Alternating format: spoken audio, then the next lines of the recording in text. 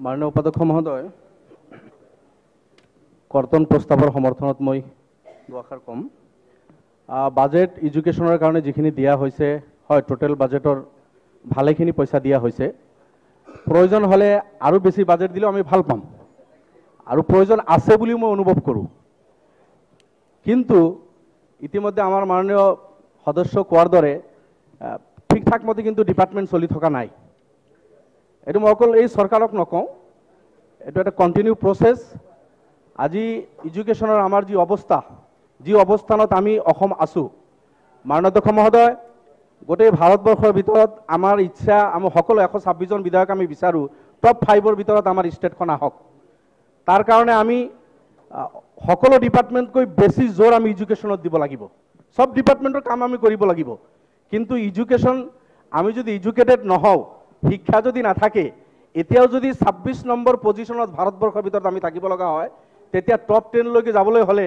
এই 26 পৰা অতিক্ৰম কৰিবলৈ হলে দিল্লী বহুত দূৰ হে গতিকে এইখিনি অতিক্ৰম কৰাৰ কাৰণে মই ভাবো ডিপাৰ্টমেন্ট বহুত এক্টিভ হ'ব লাগিব আমাৰ যিখিনি দুৰ্বলতা আছে সিৰিয়াসলি সেইখিনি এনালাইজ কৰি সেইখিনি আপোনাৰ এড্ৰেছ কৰাৰ কাৰণে সরকার আর মাননীয় মন্ত্রী গুরুত্ব দিব লাগিব মাননীয় অধ্যক্ষ মহোদয় আমি গোটে ভারতবর্ষ আমার লিটারেসি রেট এটু 2011 পিছত আর নতুন সেন্সাসর রিপোর্ট আমার হাতত নাই যদিও ইন্ডিভিজুয়ালি আছে কিন্তু তেনেকুৱা সৰকাৰিভাবে 72.99% গোটে ভাৰতবৰ্ষত আমি অসম ওচৰা ওচৰি আছো এজ এ হোল ভারতবর্ষত যদি লয় 72.19% আমি অসমো আছো কিন্তু মাননীয় অধ্যক্ষ মহোদয় অসমখনৰ ছবি যদি আমি বিচাৰো ভাৰতবৰ্ষৰ ভিতৰত এই 26 নম্বৰ পজিশনৰ পৰা মই কৈছো 5 নম্বৰত আমি যাব লাগিব আমি 3-4 নম্বৰত আমি যাব লাগিব কিন্তু অসমৰ ভিতৰত মাননীয় অধ্যক্ষ মহোদয় ধুবৰীৰ যদি আপুনি লিটাৰেসি ৰেট চাই 58%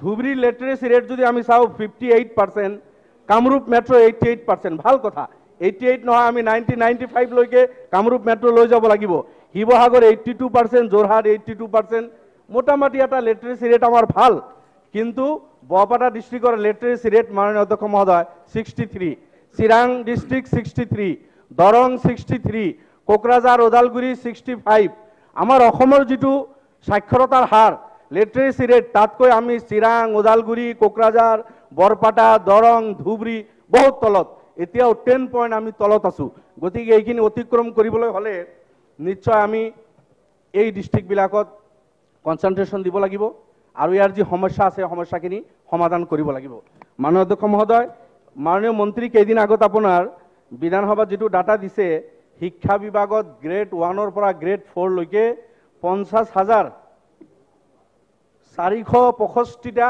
পদ খালি 50,465 পোস্ট গ্ৰেড 1 ৰ পৰা গ্ৰেড 4 লৈকে খালি এটি একদিনত খালি হওয়া নাই দুমাহৰ সরকার মই নকও যে সরকারের কার্যকালত 50,000 খালি হয়েছে এই কথাখিনি মই নকও কিন্তু শিক্ষা বিভাগত কিয় 5 বছর আমি পদ খালি হয়ে একেলগে 5 বছরত খালি হব তার পিছত আমি পদখিনি পূরণ করিম এই যদি কৰিব লগা হয় তেতিয়া হলে আমার শিক্ষার অবস্থা কি হব মাননীয় উপাধ্যক্ষ মহোদয় গতিকে শিক্ষা বিভাগত এই পদবিলাক 50,000 যে খালি হয়েছে মই ভাবো যদি রেগুলার যদি আর ভ্যাকেন্সিজ বিলাক পুরা কৰি থকা হয় তেতিয়া হলে এনেকুৱা ধৰণৰ পদ খালি নহব অনাগত দিনত এইটো গুৰুত্ব সহকাৰে এই কথাটো লব লাগে যে শিক্ষকৰ পদ খালি হোৱাৰ লগে লগে যেনেকৈ কলেজত এটা সিস্টেম আছে যে পদ খালি হলে গভৰ্নিং বডিক আমি এইটো পাৱাৰ দিয়া আছে যে তেখেতসকলে গভৰ্নমেন্টৰ লগত টেক আপ কৰিব এডভাৰটাইজ কৰিব উইদিন শৰ্ট টাইমত তেখেতসকলে টিচাৰ পায় যদিও বহুত দিনৰ পৰা কলেজত হৈ থকা নাই কিন্তু এই সিস্টেমটো আছে কিন্তু LP ME high school higher secondary junior college বিলাকত আমি এইটো এখতিয়াৰ দিয়া নাই একেলগে খালি হব 2-3 বছৰ পিছত মেলাৰ নিচিনা হব আমি কিছু শিক্ষক নিযুক্তি দিম আৰু এই 2-3 বছৰ শিক্ষক থাকক নাথাকক যেনে তেনে চলিব মাননীয় অধ্যক্ষ মহোদয় এনেকৈ যদি থাকে তেতিয়া হলে আমি টপ 5 ৰ ভিতৰত কেতিয়াও যাব নোৱাৰো আপুনি আমাৰ নৰনাগৰিয়া কোৱাৰ দৰে হাই স্কুল বিলাকত মাননীয় অধ্যক্ষ মহোদয় পুৰণি হাই স্কুল যি হাই স্কুল 50, 60, 75, 100 বছৰ অতিক্ৰম কৰিছে এই হাই স্কুল হায়াৰ সেকেন্ডাৰী স্কুল বিলাকত 10, 12, 14, 15টা শিক্ষকৰ পদ খালি মোৰ কেকে পাটক কলগাছি হাই স্কুলত 8-10টা পোস্ট খালি গুনিয়ালগুৰি হায়াৰ সেকেন্ডাৰী স্কুলত 9টা পোস্ট খালি লাংলা মডেল হাই স্কুলত 13টা পোস্ট খালি জনিয়া কাদং বালিকুৰি খৰিচালা प्रत्येकटा हाई स्कुলত 8, 10, 12টা পোষ্ট খালি। মই ভাবো গোটেই অসমত আমাৰ মাননীয় সদস্যসকলে যদি স্কুলবিলাকৰ অৱস্থা চায়, 2-এজন কৰি দোৱা দিছে কিছুদিন আগত, কিন্তু এতিয়াও 7জন, 8জন, 5জন, 10জনৰ পদ হাই স্কুলবিলাকত খালি। তো হাই স্কুলত যদি মেথছৰ টিচাৰ নাথাকে, সায়েন্সৰ টিচাৰ যদি তাত নাথাকে, আপোনাৰ হিন্দী বা অন্যান্য সাবজেক্টৰ যদি শিক্ষক নাথাকে, এই ছাত্ৰজনক কোনে পঢ়াব মাননীয় অধ্যক্ষ মহোদয়? ওপৰৱালাৰ এতিয়া এইটো বুনে হৈছে না কি হৈছে আমাৰ ওপৰত যে 1-1.5 বছৰৰ পৰা স্কুল বন্ধ। কৰোনাৰ কাৰণে স্কুল বন্ধ, শিক্ষক নাই, ছাত্ৰও নাই, যোৱা নাই, এটা একটা বেলেগ কথা। আদাৰওয়াইজ যদি আমি অলপ পিছত গৈ চাওঁ যে ডিপাৰ্টমেন্টৰ এই শিক্ষক নোহোৱাকৈ কেনেকৈ এই স্কুলবিলাক চলিছে। প্ৰাইমাৰী স্কুলৰ কথা কৈছে, মই গোটেই অসমত এইটো মাননীয় অধ্যক্ষ মহোদয়, এইটো যিটো মই কৈ আছিলোঁ যে বৰপেটাৰ লিটাৰেচি ৰেট মাননীয় শিক্ষামন্ত্ৰী আছে 63%, কিন্তু ৰূপসী ডেভেলপমেন্ট ব্লক মোৰ জনীয়া সমষ্টি তাতে যদি যায় 45% লিটাৰেসি ৰেট, চেঙা ডেভেলপমেন্ট ব্লক 47%, মন্দিয়া ডেভেলপমেন্ট ব্লকৰ আপোনাৰ 38% লিটাৰেসি ৰেট হয়। বজালিত অলপ বেছি, তাতে হয়তো 75%, বৰপেটা সদৰত 70% হ'ব, আকৌ আমাৰ তাতে 40-45, এই গৈ লৈ 63%। গতিকে এতিয়াও স্বাধীনতাৰ এই 74 ইয়াৰ্ছ পিছত যদি একোটা ডেভেলপমেন্ট ব্লকত যদি লিটাৰেসি ৰেট সাক্ষৰতাৰ হাৰ যদি আমাৰ 35, 40, 45, 50 হয়, 50% মানুহ যদি এতিয়াও নিৰক্ষৰ হয়, সঁচাকৈ কিন্তু ভাবিবলগীয়া। পয়সা ডিপার্টমেন্টত ধার্য করা হয়েছে, কামও হওয়া নাই বলে মই নকওঁ, কিছু হয়েছে, কিন্তু যথেষ্ট কমি আমার এই ডিপার্টমেন্টত আছে। মাননীয় শিক্ষামন্ত্রী মহোদয় তেখেতে মই ভাবো নতুন দায়িত্ব লৈছে, তেখেতে যদি এই বস্তুখিনি নজর রাখে, মই ভাবো কিছু পরিমাণে ইয়ার এই সমস্যাবিলাক সমাধান হ'ব।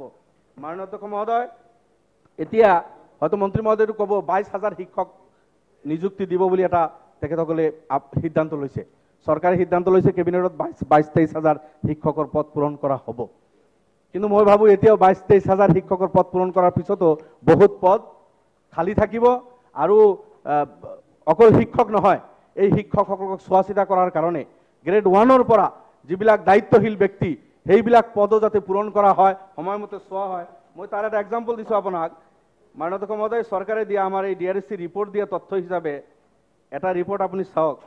এতে joint director nil, inspector of colleges nil থাকিব লাগে, আপনার assistant director of educational planning and coordinator nil, আপনার রিসার্চ অফিসার এজন লাগে নীল, এতিয়া আপনার গৈ আছে রেজিস্ট্রার এজন লাগে নীল, একাউন্টেন্ট এজন লাগে নীল, আপনার জুনিয়র এসিস্টেন্ট 24 জন লাগে, 9 জন আছে। ঠিক নীল নীল এইবিলাক যদি থাকে কোনে চোৱা চিতা কৰিব মাননীয় অধ্যক্ষ মহোদয়? গতিকে মই এটা এক্সাম্পলেই দিছোঁ। গতিকে এই 23,000 যথেষ্ট নহয়। শিক্ষা বিভাগত যিমান পদ খালী আছে, মই ভাবোঁ চৰকাৰে গুৰুত্ব সহকাৰে লৈ গোটেইখিনি পদ অতি সোনকালে পূৰণ কৰিব লাগে। আৰু ইয়াৰ পিছত আৰু 5 বছৰৰ কাৰণে অপেক্ষা কৰিব নালাগে মাননীয় অধ্যক্ষ মহোদয়। পূৰণ কৰাৰ পিছত হয় 3 মাহৰ পিছত আকৌ শিক্ষকৰ পদ খালী হ'ব। শিক্ষক লাইনত আছে, ৰিটায়াৰ্ড হব তেখেতসকলে, তো 3 মাহ পিছত যাতে এপয়েন্টমেন্ট দিব পৰা যায়, পদ খালী হওয়ার লগে লগে যাতে নিযুক্তি দি ছাত্র ছাত্রীর জীবনের প্রতি লক্ষ্য রাখি যাতে নিযুক্তি দিয়া হয়, এই কথাবার্তাবিলাক যদি আমি লক্ষ্য নকৰোঁ মাননীয় অধ্যক্ষ মহোদয়, কিন্তু আমার সেই শিক্ষা বিভাগ ঠিক নহয়। ইতিমধ্যে মই নিযুক্তির কথা কৈছোঁ মাননীয় অধ্যক্ষ মহোদয়। আমার ওচৰীয়া ৰাজ্য আমি অসম, অৰুণাচল বাদ দি বাকী গোটেইকেইখন ৰাজ্য আমাতকৈ শিক্ষাৰ ফালে আগবঢ়া তেখেতসকলে। কি আমাৰ নাই? গোটেইখিনি ৰিচোৰ্স আমাৰ থকাৰ পিছতো আজি মেঘালয় আমাতকৈ আগবাঢ়ি আছে, ত্ৰিপুৰাৰ নিচিনা ষ্টেট আমাতকৈ আগবাঢ়ি আছে, নাগালেণ্ড মিজোৰাম আমাতকৈ আগবাঢ়ি আছে তেখেতসকলে, ইভেন ওয়েস্ট বেংগল আমাতকৈ আগত, ছিকিম আমাতকৈ আগত, চাৰিওফালে ঘেৰি থকা গোটেইকেইখন ষ্টেট শিক্ষাৰ ফালে আমাতকৈ আগবঢ়া, আমি কিন্তু তেখেতসকলতকৈ পিছত। গতিকে মাননীয় অধ্যক্ষ মহোদয়, এই যিখিনি পদ খালী আছে এইখিনিতো পূৰণ কৰিব, ইয়াৰ লগত আমি কিছু পদ ক্ৰিয়েট কৰিব লাগিব। আজি ইউনিভার্সিটিবিলাকত মাননীয় অধ্যক্ষ মহোদয় চাব, বহুত ডিপার্টমেন্ট 2-3জন শিক্ষকেদি ইউনিভার্সিটি চলি আছে, ডিপার্টমেন্টবিলাক চলি আছে। এটা ডিপার্টমেন্টত কমসে কম 7জন শিক্ষক লাগে, 4জন এসিস্ট্যান্ট প্রফেসর, 2জন এসোসিয়েট আৰু এজন প্ৰফেসৰ, 7জন কমসে কম এটা ডিপাৰ্টমেন্টত থাকিব লাগে। কিন্তু গুৱাহাটী ইউনিভাৰ্সিটি যদি আপুনি চায়, ডিপাৰ্টমেন্ট অফ ওমেন স্টাডিজ, তাতে মাত্ৰ 2-3জনে কাম কৰি আছে। মাস কমিউনিকেশন নিচিনা ইম্পৰ্টেন্ট ডিপাৰ্টমেন্ট গুৱাহাটী ইউনিভাৰ্সিটি, তাতে 7জন নাই, 2-3জন তাতে কাম কৰি আছে। মাননীয় অধ্যক্ষ মহোদয়, সাইকোলজি আপুনি গুৱাহাটী ইউনিভাৰ্সিটি যদি ৰিপোৰ্ট লয় আপুনি চাব 2-3জনে কাম কৰি আছে। পাৰ্চি আৰবিক এইবিলাক সাবজেক্টত 2-3জন শিক্ষক তাতে কাম কৰি আছে। আকৌ পাৰ্ট টাইম শিক্ষক যিসকল আছিল সেইসকলক মাননীয় ৰাজ্যপালে অৰ্ডাৰ দিলে যেতিয়া পাৰ্ট টাইম কোনো শিক্ষক বা গেষ্ট লেকচাৰাৰ থাকিব নোৱাৰিব এনেকুৱা এটা অৰ্ডাৰ দিয়া হ'ল। গতিকে ডিপাৰ্টমেণ্টবিলাকত 7জন শিক্ষক লাগে, তাতে যদি 3-4জন থাকে। ইউনিভাৰ্চিটি বাৰ দেখি আছে যে পোষ্ট ক্ৰিয়েট কৰিব লাগে, কিন্তু নতুনকৈ ক্ৰিয়েট কৰা হোৱা নাই। খালী পদবিলাক হয়তো এতিয়া পূৰণ কৰা হ'ব, কিন্তু লগে লগে একোটা ডিপাৰ্টমেণ্টত যিমান পদ লাগে এইখিনি যাতে ক্ৰিয়েট কৰা হয়, ইয়াৰ কাৰণে মাননীয় উপাধ্যক্ষ মহোদয়, মন্ত্ৰী মহোদয়ক মই অনুৰোধ কৰিছোঁ। অকল গুৱাহাটী বিশ্ববিদ্যালয় নহয়, গুৱাহাটী বিশ্ববিদ্যালয়ত আমাৰ 42 ডিপাৰ্টমেণ্ট আছে, BSUত 140 ডিপাৰ্টমেণ্ট আছে, ডিউৰ আণ্ডাৰত মোৰ দেন 80 ডিপাৰ্টমেণ্ট আছে। গতিকে আমি শিক্ষামন্ত্ৰী মহোদয়ক অনুৰোধ কৰিছোঁ, বানাৰস হিন্দু বিশ্ববিদ্যালয়ত 140টা ডিপাৰ্টমেণ্ট আছে, আমি 40-42টা ডিপাৰ্টমেণ্ট অতদিনে লৈ আছোঁ, তথাপি আমাৰ ডিপাৰ্টমেণ্টৰ যি অৱস্থা, শিক্ষক নাই, ইনফ্ৰাষ্ট্ৰাকচাৰ যি লাগে সেইখিনি নাই। আৰু সময়ৰ লগত যুগৰ লগত মই ইয়াৰ আগতে কৈছোঁ, খাপ খুৱাই আমি এই ইউনিভাৰ্চিটিবিলাক ষ্টাডি কৰিব লাগে।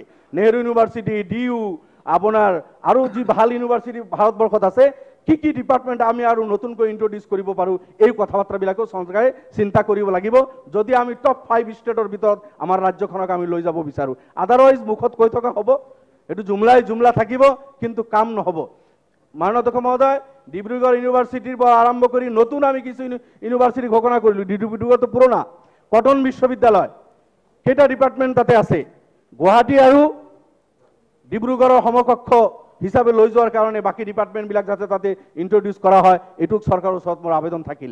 ইয়াৰ লগত ভট্টদেৱ বিশ্ববিদ্যালয়, আমাৰ বৰপেটা এতিয়া বজালি হৈ গ'ল, বজালিত আপোনাৰ টেগৰ বিশ্ববিদ্যালয়, হোজাই আৰু কিছু নলবাৰীৰ পৰা আৰম্ভ কৰি কাজিৰঙা বিশ্ববিদ্যালয়, নতুন কিছু বিশ্ববিদ্যালয় আমি ডিক্লেয়াৰ কৰিছোঁ।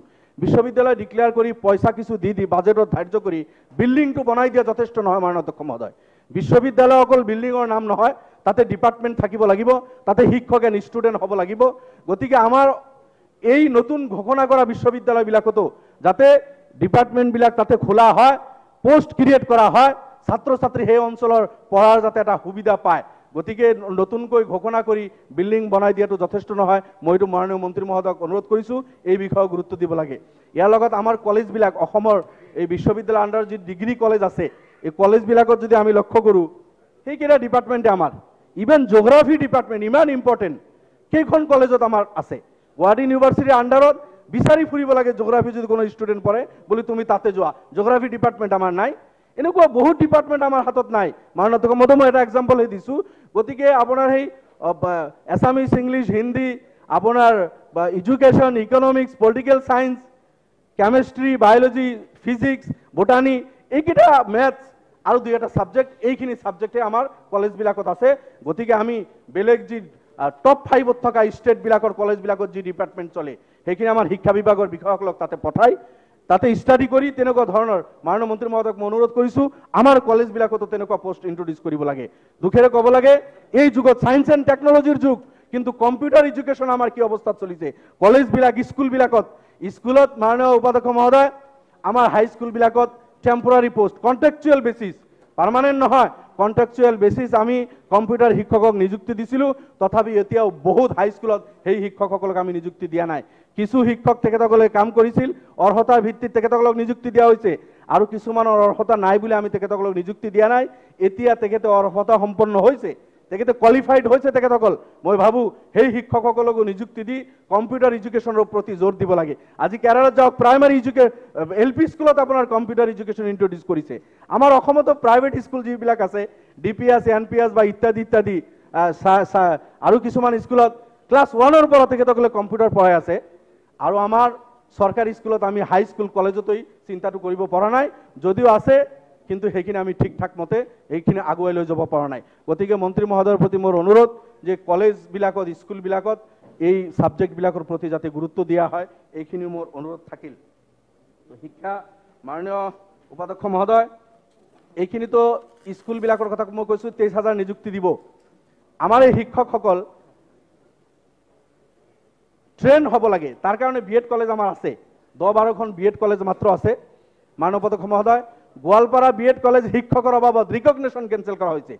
দুখেৰে ক'ব লাগে মন্ত্ৰী মহোদয়, মই ভাবোঁ আপুনি এইটো অনুধাৱন কৰিব। আমাৰ মাত্ৰ 10-12খন BEd কলেজ আছে। এতিয়া কম্পালচাৰী কৰা হৈছে যে শিক্ষকসকল BEd ডিগ্ৰী ল'ব লাগিব তেখেতসকলে। কলেজ আমাৰ হাতত বেছি নাই, ষ্টুডেণ্ট বহুত, সেইসকল শিক্ষকসকলো যায় তাতে ট্ৰেইনিং লোৱাৰ কাৰণে তেখেতসকলে লাইনত আছে, কিউত আছে।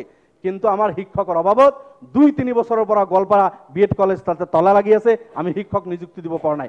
এই কথাটোৱে মই কৈছিলোঁ যে এভৰি 3 মান্থ যদি আমি ৰিভিউ কৰি ক'ত পদ খালী আছে এইবিলাক যদি আমি নিযুক্তি দিওঁ, আজি হয়তো গোৱালপাৰা বিএড কলেজ বন্ধ নহ'লহেঁতেন। এইটো এটা লাজৰ কথা। কলেজ আমাৰ 126খন লাগে বিএড কলেজ, য'ত 10-12খন আছে, তাতে শিক্ষকৰ অভাৱত ৰিকগনিশ্যন কেঞ্চেল হৈ বন্ধ হৈ আছে। এইটো লক্ষ্য কৰিব লাগে। লগতে যেহেতু বিএড কম্পালসারি করা হয়েছে, 126টা সমষ্টিত 126খন বিএড কলেজ যাতে সরকারে করার ব্যবস্থা করে, এটু মোর ফালৰ পৰা মাননীয় উপাধ্যক্ষ মহোদয় মই পৰামৰ্শ দিলোঁ। সৰকাৰে কৈছিল হয় কলেজবিলাকত আপোনাৰ কলেজ যি আমাৰ ডিগ্ৰী কলেজ আছে তাতে এইটো বিএড ইন্ট্ৰোডিউস কৰিব, তাতে আমাৰ ইনফ্ৰাস্ট্ৰাকচাৰ আছে, যদি পাৰে তেনেকৈ কৰক। নতুনকৈ কলেজ পাতিবলৈ হ'লে বহুত টকা পইচাৰ প্ৰয়োজন, পোস্ট ক্ৰিয়েট কৰিব লাগিব, কলেজতো পোস্ট ক্ৰিয়েট কৰিব লাগিব। কিন্তু এটলিষ্ট আমাৰ ডিগ্ৰী কলেজবিলাকত ইনফ্ৰাস্ট্ৰাকচাৰ আছে, তাতে যদি এই ডিপাৰ্টমেন্টটো দিয়া হয়, ইনফ্ৰাস্ট্ৰাকচাৰৰ কাৰণে পইচা দিব নালাগিব, পোস্ট ক্ৰিয়েট কৰি পোস্ট কেইটা দিলেই তাতে আমি এই কামখিনি চলাব পাৰিম। সায়েন্স কলেজৰ কথা মাননীয় অধ্যক্ষ মহোদয়, আমাৰ ভট্টাচাৰ্য ডাঙৰীয়া আছে, তেখেতে শিক্ষামন্ত্ৰী আছিল, সেই সময়ত ঘোষণা কৰিছিল, মই ভাবোঁ more than 50 সায়েন্স কলেজ গোটেই অসমত ঘোষণা কৰা হৈছিল। কিন্তু সেই কলেজবিলাক কিন্তু ঘোষণাতে থাকি গ'ল বহুকেইখন কলেজ। সায়েন্স ষ্ট্ৰীম সেইখিনি চলা নাই, ভাল সিদ্ধান্ত আছিল, তেখেতে ঘোষণা কৰিছিল। কিন্তু মই অনুৰোধ কৰিম চৰকাৰক এই যিখিনি ঘোষণা কৰা হৈছিল 56 কলেজেছ আৰু বাকী 126টা সমষ্টিতে 126টা সায়েন্স ষ্ট্ৰীম ইন্ট্ৰোডিউস কৰাৰ কথা আছিল, সেইখিনিও যাতে চৰকাৰে গুৰুত্ব সহকাৰে লয়। মাননীয় মন্ত্ৰীৰ ওচৰত মোৰ আবেদন থাকিল যে সায়েন্স ষ্ট্ৰীম গোটেই 126টা সমষ্টিতে 126 ঘোষণাখিনি কৰাটো ঠিকে আছে, বাকী থকা সমষ্টিবিলাকতো সায়েন্স ষ্ট্ৰীম ডিক্লেয়াৰ কৰিব লাগে আৰু তাতে এই সায়েন্সৰ শিক্ষাৰ কাৰণে ব্যৱস্থা কৰিব লাগে। মাননীয় উপাধ্যক্ষ মহোদয়, ইয়াৰ পিছত মই যোৱাকালি আলোচনা হৈছিল, হয়তো আপুনি ৰুলিং দিবই যে টাইম শেষ হ'ব গৈ আছে, ভেঞ্চাৰ স্কুলৰ কিছু কথা কম মাননীয় মহোদয়। আমাৰ যিটো এই ভেঞ্চাৰ ভাৰতবৰ্ষত কতো নাই, ভেঞ্চাৰ শিক্ষাৰ এইটো, কিন্তু অসমত এই শিক্ষকসকল বা আমাৰ ৰাইজে স্কুল পাতিছে, তেখেতসকলে নিজে মাটি দিছে, মূৰৰ ঘাম ভৰিত পেলাই তেখেতসকলে স্কুলবিলাক পাতি দিছে আৰু তেখেতসকলৰ ল'ৰা ছোৱালী শিক্ষা দিয়াৰ কাৰণে শিক্ষিত যুৱকসকল তাতে নিযুক্তি দিছে, তেখেতসকলে কৰিছে। এইটো 90sৰ পৰা চলি আছে, আগৰ পৰা চলিছে। স্কুলবিলাক টাইম টু টাইম প্ৰভিন্সিয়েলাইজড হৈছে, 96তো হৈছে, লং টাইম মাজত হোৱা নাছিল, আকৌ গৈ 2011ত কুচকাৱাজ আৰম্ভ কৰি 2013ত প্ৰভিন্সিয়েলাইজড হ'ল। আৰু তাৰপিছত আপোনাৰ লাষ্ট কিছু স্কুল কলেজ নহয়, এতিয়া পোষ্ট লাহে লাহে গৈ গৈ এতিয়া পোষ্ট প্ৰভিন্সিয়েলাইজড কৰা হ'ল, টিউটাৰ হিচাপে বা এনেকুৱা তেনেকুৱা কিছু নিযুক্তি দিয়া হ'ল। মাননীয় অধ্যক্ষ মহোদয়, আপুনি এই ভেঞ্চাৰ স্কুল কলেজ প্ৰাইমাৰীৰ পৰা আৰম্ভ কৰি এমই হায়াৰ ছেকেণ্ডাৰী জুনিয়ৰ আৰু ডিগ্ৰী কলেজ যদি আপুনি লক্ষ্য কৰে, অলমষ্ট 50% তেখেতসকলে আমাৰ ল'ৰা ছোৱালীক প্ৰাইমাৰী, মই চালোঁ প্ৰাইমাৰী আৰু আপাৰ প্ৰাইমাৰীত আমাৰ প্ৰায় 30 লাখ ষ্টুডেণ্ট আমাৰ আছে। এই 50% এই ভেঞ্চাৰ স্কুল আজি নাই, আজি কমিছে, কিন্তু আপুনি যদি 90sৰ পৰা লয় 50% ভেঞ্চাৰ স্কুল তেখেতসকলে ছাৰ্ভিচ দি আহিছিল আমাৰ ল'ৰা ছোৱালীক। মাননীয় মন্ত্ৰীক মই অনুৰোধ কৰিম এইটো যাতে অলপ বহল মনেৰে এই কথা বাৰ্তাখিনি গুৰুত্ব দিয়ে, তেখেতসকলে এই ছাৰ্ভিচটো দি আহিছে, আমাৰ ল'ৰা ছোৱালীক শিক্ষা দিছে। মই নিজে ভেঞ্চাৰ স্কুলৰ ষ্টুডেণ্ট আছিলোঁ। আমাৰ হয়তো বহুত বিধায়ক হ'ব যিসকলে ভেঞ্চাৰ স্কুলত মাননীয় স্পীকাৰ কোৱাৰ দৰে যে বহুতে ভেঞ্চাৰ স্কুলত পঢ়াইছিল বা বহুতে ভেঞ্চাৰ স্কুলত পঢ়ি তাৰ পৰা আহি হয়তো আমি আজি বিধায়ক হৈছোঁ, কোনোবা আৰু কিবা পদত গৈ কলেজ ইউনিভাৰ্চিটিত শিক্ষকতা কৰি আছে, কিন্তু আমি সেই ষ্টেজৰ পৰা ওলাই আহিছোঁ। 50% আমাৰ ল'ৰা ছোৱালীক শিক্ষা দিয়া যিসকলৰ অৱদান আছে, সেইসকলক যিভাৱে ট্ৰিট কৰিব লাগিছিল, মাননীয় উপাধ্যক্ষ মহোদয় দুখেৰে ক'ব লাগে, মই প্ৰত্যেক অকল এই চৰকাৰক কোৱা নাই, প্ৰত্যেক চৰকাৰে যেনেদৰে গুৰুত্ব সহকাৰে এই শিক্ষক বা ছাত্ৰ বা স্কুল ভেঞ্চাৰ স্কুলখিনিৰ সমস্যা এড্ৰেছ কৰিব লাগিছিল, তেনেকৈ কিন্তু কৰা নাই। টাইম টু টাইম কিছু কৰা হৈছে, ইয়াৰ পিছতো বহুত সমস্যা ৰৈ গৈছে। মই কেইটামান সমস্যাৰ কথাই মাননীয় শিক্ষামন্ত্ৰীক ক'ম।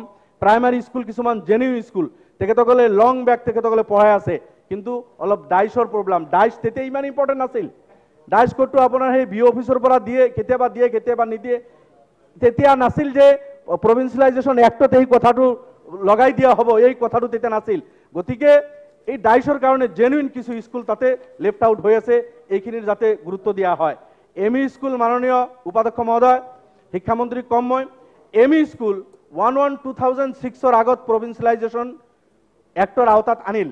11-2006ৰ আগত যিখিনি ৰিকগনেশ্যন হৈছে, মন্ত্ৰী মহোদয়ক মই জনাইছোঁ যে 11-2006ৰ আগত ৰিকগনেশ্যন হৈছে, কিন্তু এই ৰিকগনেশ্যন লেটাৰটো ইছ্যু কৰোঁতে 2007 হয়তো জানুৱাৰী বা ফেব্ৰুৱাৰীত কৰিছে।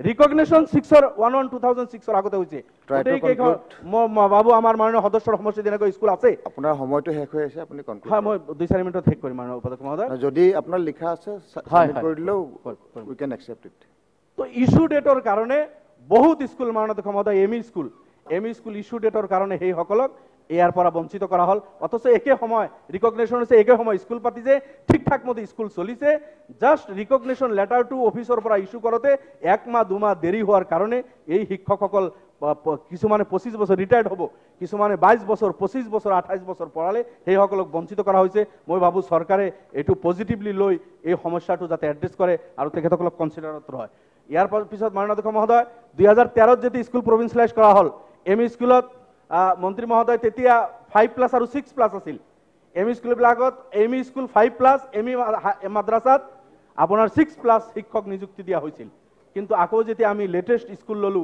ইয়াতে 3+ আমি কৰিলো গতিকে আগত যেটো এই শিক্ষকসকল তো 2000 চনৰ আগৰ পৰা স্কুল পাতিছে তেখেতসকলে 5+ আৰু 6+ হিচাপে তেখেতসকলক আমি অনুমোদন দিছো সেই হিচাপে তেখেতসকলে এটা সময়ত ফাইনান্সিয়াল এসিস্ট্যান্ট পাইছে থ্যাংক ইউ আজি মানে 2 মিনিট মই শেষ কৰিছো আমাৰ টাইমৰ পৰাই লব আমাৰ টাইমৰ পৰাই লব আপোনাৰ বেলেগ স্পিকাৰৰ পৰা মই ঠিক আছে কৰ্তন কৰিব কোন কথা তো এই সকলৰ এই ইস্যু ডেটৰ কাৰণে স্কুলখিনি বঞ্চিত হৈ আছে এইখিনি আচ্ছা মই 5+ 6+ কৈ আছিলো 5+ আৰু 6+ যেহেতু আগত লোৱা হৈছে 2013 সমানে এই সকল আহিছে এতিয়া 3+ যেটো কৰা হল দুজন শিক্ষক বঞ্চিত হল তিনিজন শিক্ষক বঞ্চিত হল এটো যাতে কনসিডাৰ কৰা হয় আৰু এই 2013 যেনেকৈ আমি লৈছিলো তেনেকৈ যাতে লোৱা হয় 2013 ত আমি হিন্দী আৰু আৰবী শিক্ষকক লৈছিলো এইবাৰ আমি লোৱা নাই হিন্দী আৰবী সাবজেক্ট আমি বাদ দিছো অথচ হিন্দী কম্পালসৰি এমই মাদ্ৰাসাত আৰবী কম্পালসৰি এখিনি আছিল গতিকে আৰবী আৰু হিন্দী এই দুজন শিক্ষকৰ যাতে নিযুক্তি দিয়া হয় 5+ 6+ হলে এই সমস্যাটো মৰিব মাননীয় উপাধ্যক্ষ মহোদয় স্কুল হাই স্কুল বা এমই হাই স্কুল বিলাকত বিশেষভাৱে সেকশনাল টিচাৰ্স এডিশনাল টিচাৰ কৈ বহুত আপোনাৰ বাদ পৰিল হায়াৰ সেকেন্ডাৰী স্কুলত আছে জুনিয়ৰ কলেজত আছে এটা সময়ত জুনিয়ৰ কলেজত আমি 8জন শিক্ষক ললো আকৌ এইবাৰ অলপ ব্যতিক্ৰম কৰিলো এতিয়াও বহুত ডিপাৰ্টমেন্ট সেই সকল শিক্ষকে 20-25 বছৰ পৰা কাম কৰিছে হাই স্কুল বা হায়াৰ সেকেন্ডাৰী বা জুনিয়ৰ কলেজত এডিশনাল টিচাৰ সেই সকল হিন্দী আৰবীও আছে সেইখিনিক আমি বাদ পেলালো এইখিনি অলপ গুৰুত্ব সহকাৰে এই মেটাৰটো ল'ব লাগে মাননীয় অধ্যক্ষ মহোদয় আৰু এটা সমস্যা আছে আপোনাৰ এটা সময়ত 8, 9, 10 হাই স্কুলত আছিল কিন্তু 8 আমি যেতিয়া এমই স্কুলত আনিলো তো পারমিশন আৰু ৰিকগনিশ্যন এটো প্ৰভিন্সিয়েলাইজেশন সময়ত মাননীয় অধ্যক্ষ মহোদয় এটো লোৱা হৈছিল যে ফাৰ্স্ট ক্লাস টু পাৰমিশন ৰিকগনিশন হলে 1/1/2006 এৰ আগত এই স্কুলটো লোৱা হ'ব 8 ক্লাস 1/1/2006 এর আগতে রিকগনিশন পারমিশন হইছে কিন্তু 8 যেতিয়া গুছি এমই স্কুল লৈ আহিল এটা 9 ক্লাস টু ফার্স্ট ক্লাস হৈ গল ইয়াৰ কাৰণে কিছুমান স্কুলত ক্লাস 9 হয়তো 7 ত ৰিকগনিশন পাৰমিশন হইছে যাৰ কাৰণে স্কুলখিনি বাদ পৰিল অথচ এই স্কুলৰ 8 to 6 এৰ আগত ৰিকগনিশন পাৰমিশন হইছে যিখিনি হ'ব লাগিছিল এনেকৈ বহুত স্কুল বাদ পৰিছে ইয়াৰ প্ৰতি গুৰুত্ব দিব লাগে এতিয়া আপোনাৰ জুনিয়ৰ কলেজৰ মই কথা কলো কলেজ বিলাকত মাননীয় অধ্যক্ষ মহোদয় যিখিনি আমি প্ৰভিন্সিয়েলাইজ কৰিলো এটা এখন কলেজত 12, 14, 15 জন শিক্ষকৰ পদ হৈছে 12, 14, 15 জন শিক্ষকৰ পদ বাকি পদ এতিয়ালৈকে হোৱা নাই কলেজ বিলাক তো চলি আছে আমি চলাব দিছো ছাত্ৰ বিলাকৰ লাইভ লৈ কি হৈ আছে গতিকে সিদ্ধান্তত আমি আহিব লাগিব যে যদি এই শিক্ষকখিনি নলয় যদি নহয় মই ৰিকুৱেষ্ট কৰিম এই শিক্ষকখিনি ল'ব লাগে 20-25 বছৰৰ পৰা এই কলেজ শিক্ষকসকলে কাম কৰিছে কিছুমান ডিপাৰ্টমেন্ট হয়তো লেছ এনৰোলমেন্টৰ কাৰণে লোৱা হোৱা নাই 15 জন লাগে লাষ্ট ক্লাছত 14 জন আছে ডিপাৰ্টমেন্টটো বাদ পৰিছে 13 জন আছে বাদ পৰিছে এজন দুজনৰ কাৰণে আগতে এইটো এক্ট আমি যেতিয়া বনাইছো তাৰ আগতে এই কথাটো নাছিল এই অকলটো 20 বছৰৰ পৰা পঢ়াই আছে তেতিয়া এই কথাটো নাছিল তোমাৰ তাতে 12 জন হলে তোমাক ল নহব হয় আমি এটা এক্ট বনালো ঠিকই আছে আমি প্ৰভিন্সিয়েলাইজ কৰি এতিয়া ক'ব লাগে তোমাৰ পোষ্টটো ললো অহা বছৰৰ পৰা যাতে 15 জনৰ কতকৈ কম তোমাৰ ইয়াতে ছাত্ৰ নহয় এইটো আমি দিব লাগে কিন্তু হেই নকৰি 13 বা 14 10 থাকাৰ কাৰণে কিছুমান ডিপাৰ্টমেন্ট কৈছো জিওগ্ৰাফি বা ইকোনমিক্স ম্যাথ ন্যাচুৰালি ষ্টুডেন্ট কম হয় এই ডিপাৰ্টমেন্ট বিলাকো বাদ পৰিছে শিক্ষক বিলাক হোৱা নাই বা এতিয়া ডিপাৰ্টমেন্ট কনকাৰেন্সৰ কথা আহিছে যে ডিপাৰ্টমেন্ট কনকাৰেন্স নাথাকিলে সেই ডিপাৰ্টমেন্টৰ এজন শিক্ষকৰ পদ লোৱা হোৱা নাই আগতে এই কথাটো নাছিল 2013 ত আমি যেতিয়া প্ৰভিন্সিয়েলাইজ কৰিলো তেতিয়া এই কন্ডিশন বিলাক নাছিল তো মই অনুৰোধ কৰিম এটা থুলমূল ভাবে যে 2013 ত যেটো প্ৰভিন্সিয়েলাইজেশন এক্ট আমাৰ আছিল তাতে মোটামুটি ভাবে আমি শিক্ষক বিলাক সামৰি লৈছিলো কিন্তু 2017 যেটো এমেন্ডেড 2018 কৰিলো ইয়াতে বহুত মানে আপোনাৰ কেনেকৈ শিক্ষকক বাদ দিব পৰা যায় এনেকুৱা এটা প্লান প্ৰগ্ৰাম হোৱা হেন অনুভৱ হয় হয়তো কৰা নাই কিন্তু তেনেকুৱা হ'ব নালাগে যেহেতু এই শিক্ষকখিনি লং টাইমৰ পৰা তেখেতসকলে কাম কৰিছে, ছেক্ৰিফাইচ কৰিছে, আমাৰ ল'ৰা ছোৱালীক পাঠদান দি আহিছে তেখেতসকলে। মই হিউমেনিটিৰ গ্ৰাউণ্ডত নকওঁ, মই ভাবোঁ তেখেতসকলৰ মাননীয় উপাধ্যক্ষ মহোদয়, মাননীয় মন্ত্ৰীক কৈছোঁ, অধিকাৰ আছে। আজি 20-25 বছৰ তেখেতসকলে ছাৰ্ভিচ দিছে, আমাৰ ল'ৰা ছোৱালীক পঢ়াইছে। 5জন হ'লেও সেই স্কুলত আছিল, 7জন স্কুল নহয় ডিপাৰ্টমেণ্ট, মই কৈছোঁ কলেজত 5জন বা 7জন হ'লেই শিক্ষকজনটো আহিছে, ৰেগুলাৰ আহিছে তেখেতে। আমি যে 5জন নল'ম, আমি আৰবী হিন্দী টিচাৰ নল'ম, আমি ইস্যুডেট 2 দিন পিছত হ'লে নল'ম, আমি ডাইচ কোড এই চনৰ হ'লে নহ'ম, এই কথা বাৰ্তাবিলাক আমি একটা আনি পিছতহে ক'লোঁ 20 বছৰ পিছত। এই কথাখিনি যিদিনাখন স্কুল পাতিছিল, যিদিনাখন আমি পাৰ্মিশ্যন দিছোঁ ডিপাৰ্টমেণ্টত, টাইম টু টাইম আমি ইনস্পেকশ্যন কৰিছোঁ, এই শিক্ষকবিলাকক আমি চৰকাৰী বিভিন্ন কামত লগাইছোঁ। সেই সময়ত যদি আমি গাইডলাইন দিলোহেঁতেন যে তোমাৰ ডিপাৰ্টমেণ্টত ইমান ছাত্ৰ লাগিব, ইমান শিক্ষক লাগিব, এইখিনি হ'ব নোৱাৰিব, ইয়াৰ পিছত কোনোবা আহিলে সেইসকলৰ কাৰণে আমি নামাতিলোহেঁতেন। কিন্তু যিহেতু আমি তেতিয়া কোনো গাইডলাইন দিয়া নাছিলোঁ, আমি কোনো ইনষ্ট্ৰাকশ্যন দিয়া নাছিলোঁ, আমাৰ ল'ৰা ছোৱালীক পঢ়োৱাৰ স্বাৰ্থত আমি সহযোগ কৰি আহিছিলোঁ এই শিক্ষকসকলক, এই স্কুলবিলাকক। আৰু ন' ডাউট ছেক্ৰিফাইচ কৰিছে, লেণ্ড দিছে, টাইম দিছে, লাইফৰ প্ৰেচাছ টাইম তেখেতসকলক দি দিছে। এতিয়া চাকৰিৰ বয়স নাই, এতিয়া 55-60 বছৰ এই শিক্ষকবিলাকৰ প্ৰায় বয়স হৈ গৈছে, এতিয়া দিলেও তেখেতসকলে যাব। গতিকে মই ভাবোঁ এই অনুকম্পামূলক নহয়, মই তেখেতসকলৰ ৰাইট আছে, অধিকাৰ আছে, এই প্ৰতি লক্ষ্য কৰি অলপ লক্ষ্য কৰিব বুলি মোৰ অনুৰোধ। আৰু যিখিনি শিক্ষক আমি ল'লোঁ এই টিউটাৰ হিচাপে নিযুক্তি, MGNৰেগাত কাম কৰিলেও যদি আপুনি হিচাপ লগায়, আমাৰ চাহ বাগানৰ ভাইসকল মজদুৰসকলে কাম কৰিলে মাহৰ হিচাপ লগালেও এই টিউটাৰ যি আমি যিসকলক নিযুক্তি দিছোঁ তেখেতসকলতকৈ বেছি পইচা পায়।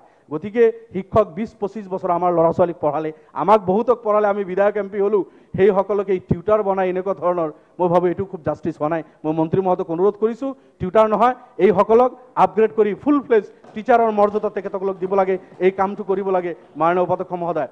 মাননীয় আৰু কলেজৰ বহুত বা স্কুলৰ এতিয়া আপোনাৰ BEd লাগে, কলেজত নেট স্লেট MPhil লাগে, বহুতে এইবিলাক পূৰণ কৰিছে, কৰি জমা দিছে, ডিপাৰ্টমেণ্টত ছাবমিট কৰিছে, কিন্তু বছৰ বছৰ হৈ গৈছে তেখেতসকলৰ চাকৰি ৰেগুলাৰাইজ হোৱা নাই, যিটো মূল পইচা পাব লাগে পোৱা নাই। এইটোতো ছাবমিট কৰা এসপ্তাহ পিছত হৈ যাব লাগিছিল, within a week, within a month. ইমান কষ্ট কৰি কোনোবা PhD কৰিছে, নেট কোৱালিফাইড হৈছে, স্লেট কৰিছে, BEd কৰিছে, ইয়াৰ পিছত টিউটাৰ হৈ আছিল, লগে লগে দিয়াৰ পিছতো মই ভাবোঁ 10-15 দিনত এই কামখিনি এতিয়া সৰলীকৰণ বহুত কাম আপোনালোকে কৰিছে, কেবিনেটত সিদ্ধান্ত হওক বা মন্ত্ৰী মহোদয় নিজে হওক, এনেকুৱা এটা সৰলীকৰণ কৰি কোনোবা ছাবমিট কৰাৰ 10-15 দিনৰ পিছত যাতে এই কামখিনি শেষ হয়, তেখেতসকলৰ মৰ্যাদা আৰু ৰাইটটো পায়, ইয়াৰ কাৰণে ব্যৱস্থা লোৱাৰ কাৰণে মই অনুৰোধ কৰিলোঁ মাননীয় অধ্যক্ষ মহোদয়। 3rd গ্ৰেড 4th গ্ৰেড মাননীয় উপাধ্যক্ষ মহোদয়, এই স্কুল কলেজ যিখিনি আমি ল'লোঁ, ইয়াৰে 3rd গ্ৰেড 4th গ্ৰেডৰ মানুহখিনিক আমি লোৱা নাই, হয়তো প্ৰচেছ কৰি আছে, কি কৰি আছে মই নাজানো, সেইসকলক আগত দিব লাগিছিল। স্কুলটো আহি তলা খোলে, চাফ কৰে, কিমান কষ্ট কৰে, সেই মানুহখিনি গোটেইখিনি ইমান কোৱালিফাইডো নহয়, তেখেতসকলৰ পদখিনি কিন্তু এতিয়ালৈকে আমি নল'লোঁ, টিউটাৰ হিচাপে নিযুক্তি নিদিলোঁ। গতিকে সেইখিনিও যাতে অতি সোনকালে এই সমস্যাটো সমাধান কৰা হয়, লাইব্ৰেৰিয়ানৰ পৰা আৰম্ভ কৰি 3rd গ্ৰেড 4th গ্ৰেড এইসকলৰ প্ৰতিও যাতে দৃষ্টি দিয়া হয়। ভেঞ্চাৰ স্কুল আৰু যিখিনি প্ৰভিন্সিয়েলাইজড স্কুল, চৰকাৰী স্কুল, তাতেও বহুত এই পদবিলাক খালী, নিশ্চয় 22-23 হাজাৰৰ ভিতৰত সেইবিলাক আছে, সেইখিনিও যাতে অতি সোনকালে নিযুক্তি দি এইখিনি পূৰা কৰা হয়। আমাৰ অধ্যক্ষ মহোদয়, 3rd grade 4th grade librarian বা ক্লাৰ্ক এইসকলৰতো কোনো নেট স্লেট PhD নালাগে, এইসকলৰতো 50% মাৰ্ক নালাগে। গতিকে যিটো ৰুল RT Act হিচাপে বা UGCৰ নৰ্মছ হিচাপে কলেজৰ পৰা প্ৰাইমাৰী স্কুললৈকে এইসকলক নিযুক্তি দিলে ফুল যি দৰমহা পাব লাগে এইসকল পাব লাগে, মই ভাবোঁ এইসকলৰ প্ৰাপ্য ৰাইট অধিকাৰ এইটো। কিন্তু সেইটো নিদিয়ে এইসকলক টিউটাৰ কেনেকৈ কৰিব?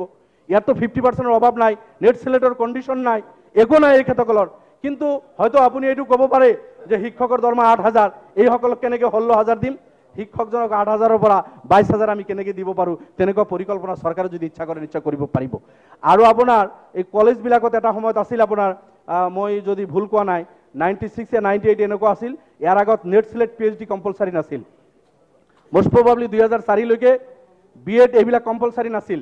গতিকে এই ভেঞ্চাৰ স্কুলৰ শিক্ষক যিসকল 2004ৰ আগত নিযুক্তি কাম কৰি আছে বা 2000ৰ আগত যিসকল স্কুলৰ কলেজ টিচাৰ যিসকল কাম কৰি আছে, সেইসকলৰ কাৰণে মই ভাবোঁ 50%ৰ কণ্ডিশ্যন হ'ব নালাগে। BEd বা নেট স্লেট কলেজলৈকে এই কণ্ডিশ্যনবিলাক বা এই থাকিবতো নালাগে, যিহেতু আগত নাছিল। 2000ৰ আগত যি স্কুল আমি শিক্ষক নিযুক্তি দিছিলোঁ তেতিয়া আমি BEd বিচৰা নাছিলোঁ, বা 98ৰ আগত কলেজক নিযুক্তি দিয়া নেট স্লেট PhD আমি বিচৰা নাছিলোঁ। গতিকে তাৰ আগত যিখিনি শিক্ষক আছে, এতিয়া 58 ইয়াৰ্ছ হ'ল, 2 বছৰ বাকী আছে, এই মানুহজন কেনেকৈ গৈ BEd কৰিব? BEd কৰিব নোৱাৰে শিক্ষকজন 8,000 দৰমহা লৈ টিউটাৰ হিচাপে তেখেতে ৰিটায়াৰ্ড হ'ব আৰু ফুল ফ্লেজড হিচাপে তেখেতসকলৰ নিযুক্তি নাপাব। গতিকে এই মেটাৰটো যাতে মাননীয় মন্ত্ৰী মহোদয় অলপ গুৰুত্ব দিয়ে তাৰ কাৰণে মই অনুৰোধ ৰাখিলোঁ। আৰু আপোনাৰ আমাৰ মাননীয় সদস্য কৈ আছে 5 গ্ৰাম কাগজ কল, এইটো ৰিলেটেড নহয়, মই সেই বিষয়ে নকওঁ। কাগজ কলটো আমি জিন্দা কৰিব নোৱাৰিলোঁ বহুত প্ৰতিশ্ৰুতি থকাৰ পিছত, কিন্তু তাতে এটা চেণ্ট্ৰেল স্কুল আছিল মাননীয় অধ্যক্ষ মহোদয়। সেই কৰ্মচাৰীসকলৰ ল'ৰা ছোৱালী তাতে পঢ়িছিল, কলটো বন্ধ হৈছে কিন্তু মানুহখিনিতো তাতে আছে। সেইসকলৰ ল'ৰা ছোৱালী পঢ়াৰ কাৰণে এই বিদ্যালয়খন সুবিধা আছিল, কিন্তু বিদ্যালয়খন আজি বন্ধ। মই মন্ত্ৰী মহোদয়ক অনুৰোধ কৰিছোঁ, 5 গ্ৰাম যিটো চেণ্ট্ৰেল স্কুল আছিল এই স্কুলটো খোলাৰ যাতে ব্যৱস্থা কৰে, যদি দিল্লীৰ লগত যোগাযোগ কৰিব লগা হয়, যিহেতু মানুহখিনি আছে। শিক্ষাটো এইটো মৌলিক অধিকাৰ মাননীয় অধ্যক্ষ মহোদয়। এটা নিৰ্বাচিত চৰকাৰৰ prime duty, first and foremost duty to teach all. Please sit down. Maintain the decorum. মাননীয় অধ্যক্ষ মহোদয়, মই Silence, please. ধন্যবাদ। 5 গ্ৰাম স্কুলে এইটো সমস্যা আছে। আৰু মই ছায়েন্স কলেজৰ কথা কৈছোঁ, আমাৰ গৌৰীপুৰৰ বিধায়কো কৈছিল, তেখেতৰ তাতে এটা ঘোষণা কৰিছিল ছায়েন্স কলেজ, কিন্তু এতিয়াও তাতে আৰম্ভ হোৱা নাই। আৰু বহুত সমষ্টিত মাননীয় সদস্যৰ সমষ্টিত হ'ব ছায়েন্স ষ্ট্ৰীম ডিক্লেয়াৰ কৰা হৈছিল, এতিয়ালৈকে আৰম্ভ হোৱা নাই। BEd কলেজৰ কথা ডিক্লেয়াৰ কৰা হৈছিল, হোৱা নাই। এইখিনি কোৱাৰ পিছত মাননীয় অধ্যক্ষ মহোদয়, চাহ বাগান আৰু সংখ্যালঘু অধ্যুষিত অঞ্চল, টাইমৰ অভাৱত হয়তো মই গোটেইখিনি ভিতৰত যাব নোৱাৰিলোঁ। আপোনালোকৰ দলৰ এক মিনিট আছে, আপুনি পুৰা চাহ বাগান অঞ্চলত যদি যায় চৰতকৈ ব্যতিক্ৰম নহয়। তাতেও মালিকবিলাকে যিবিলাক স্কুল চলাই, যি টিচাৰ যেনেকৈ দিছে, চৰকাৰে যেনেকৈ হয় কিছু স্কুল পাতিছে, বিল্ডিং বনাইছে, অকল আগতে কৈছোঁ বিল্ডিং যথেষ্ট নহয়, টিচাৰ দিব লাগিব, ইনফ্ৰাষ্ট্ৰাকচাৰ দিব লাগিব। বাগান অঞ্চলবিলাক আৰু চৰ অঞ্চল যিবিলাক অসমৰ লিটাৰেচি ৰেট 72, ইয়াৰ পৰা আমি 80, 85, 90 লৈ যাবলৈ হ'লে আজি এই ষ্ট্ৰীট ৰাইট, ওদালগুৰি, কোকৰাঝাৰ, বঙাইগাঁও, চিৰাং, ধুবুৰী, গোৱালপাৰা, বৰপেটা, এই চৰ চাপৰিবিলাক আমি উঠুৱাই লৈ আহিব লাগিব। ইয়াত যিটো শিক্ষাৰ হাৰ 30, 35, 40%, এইটো যদি আমি 80 লৈকে টাৰ্গেট নকৰোঁ, মাননীয় উপাধ্যক্ষ মহোদয়, অসমখন আগুৱাই নাযায়। 1/3 পপুলেশ্যন ট্ৰাইবছ বা SC, ST বা মাইনৰিটিৰ মানুহখিনি বাদ দি বাকি ৰেষ্ট অফ দ্য অসম আপুনি গতিকে আমি গোটেই অসমক সমানভাৱে গুৰুত্ব দি সবকা সাথ সবকা বিকাশ যিটো শ্লোগান, ইয়াৰ প্ৰতি লক্ষ্য ৰাখি মাননীয় মন্ত্ৰী মহোদয়ক অনুৰোধ কৰিছোঁ যাতে এই অঞ্চলৰ প্ৰতি বিশেষ দৃষ্টি দিয়া হয়। এইখিনি কৈ মাননীয় সদস্য মৃণাল শইকীয়া ডাঙৰীয়া।